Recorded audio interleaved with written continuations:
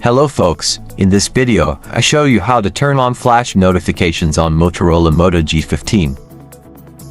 Enter Settings menu, scroll down and tap on Notifications.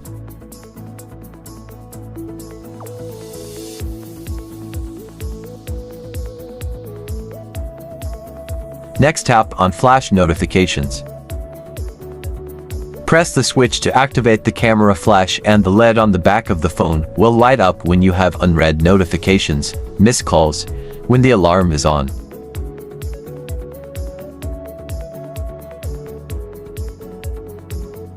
Click the toggle beside Screen Flash to turn on.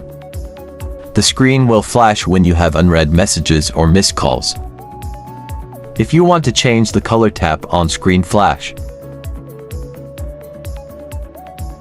That's all for today folks. For more tutorials please visit my channel.